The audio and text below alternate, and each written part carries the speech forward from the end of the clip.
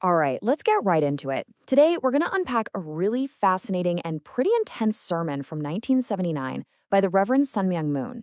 It gives us this powerful look into how he saw modern society and what he proposed as the solution, something he called Godism. We're going to walk through his core arguments, step by step, and see how he built his case. So, right out of the gate, he hits you with this. This quote really sets the stage for everything that follows. Back in '79, he looked at America and saw this deep spiritual crisis just boiling under the surface. And for him, it all came down to one thing: an obsession with materialism. And that really kicks off his first big point.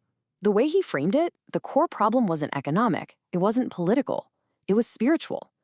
He saw society as being caught in the grip of what he called a tyranny of money. And this worship of money, he says, leads to this fundamental illness that's just infecting everybody. And what is that illness? Well, it's irresponsibility.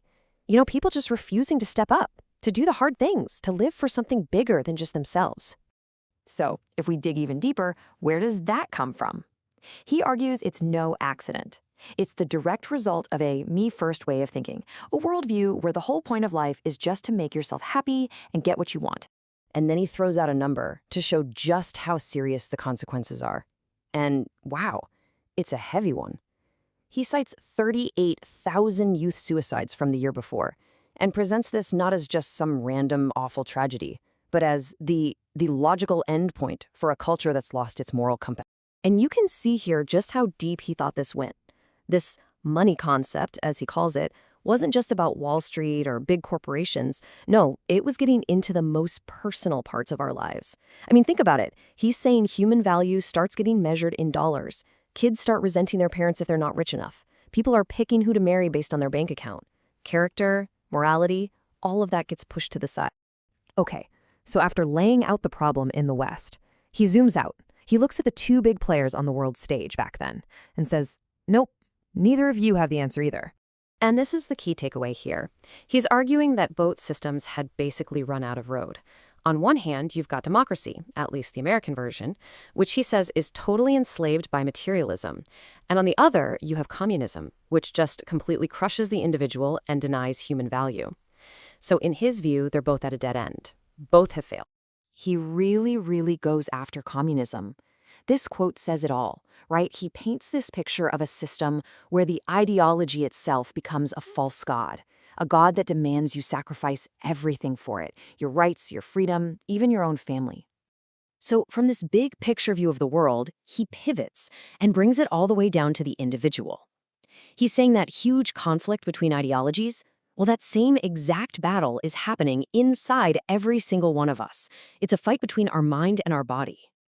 And this is how he breaks down that choice. You've got the mind, which is always reaching for something higher, ideals, a sense of purpose, doing things for other people.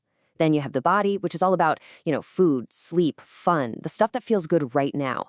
And he doesn't mince words. He labels one direction good and the other evil. So if you choose the path of the mind, you become what he calls a person of conscience. And what does that mean? It means you live for something bigger than you are. You find a public purpose, and you're willing to actually sacrifice for it to put that goal ahead of your own comfort. But the other path, the me-first philosophy, he warns that it leads absolutely nowhere. It's a dead end. And he uses this really powerful image. You eventually hit a stone wall of darkness and despair, a place where you're completely alone, because eventually everyone, even your own family, turns away from that kind of self-centeredness. All right, so he's laid out all these problems, right? With society, with us as individuals. He says materialism failed, communism failed, self-centeredness failed. So what's left? There has to be another way, a real solution. And that leads to this question. It's a real turning point in the sermon. He's not just asking to ask. He's setting the stage for his big idea, the one thing he believes can actually work where everything else has come up short. And here it is. The proposed solution is called Godism. The idea is that by being completely God-centered, you can finally solve that war between your mind and your body. It's an ideology that he claims can give us that harmony we're all looking for and fulfill our deepest hopes. Now, to back this up, he doesn't just say believe. He actually tries to build a logical case for God. He's like, look around you. The universe is so orderly, planets aren't crashing into each other. Then look at the human body. And this example of the eye is pretty fascinating. How is it perfectly designed for sunlight when it's formed in the total darkness of the womb? He says that points to some kind of outside intelligence that matched them up. And that intelligence, that's what we call God. So, a huge part of Godism is this idea of true love. And he uses this really interesting metaphor to explain it. He says, true love has, get this, 100% conductibility, just like pure gold. It's like this spiritual energy that's so pure and so powerful that when you aim it at God, well, even God has to respond. It's a direct line, a force that can't be stopped. And this all leads to the final section, which is all about action. This isn't just some philosophy to think about. No, this is a call to arms, a practical mission to literally change the world. And he lays out a master plan. It's actually a pretty clear roadmap. First, you get yourself right. You win that internal battle between mind and body. Then you build a strong family. And that family becomes the building block to change your community, then your nation, and eventually the whole world. It's this incredible vision of building the kingdom of God on earth, starting with you. And then we get to the final and maybe the most radical idea in the whole sermon. He says the ultimate mission isn't just to save ourselves, it's to liberate God. What does that even mean? Well, he explains that because the world is so broken, God is sort of trapped, unable to fully connect with and love humanity. And by fixing the world, we're basically setting God free to be God again. And that's the big question he leaves us with. It doesn't end with a neat little bow.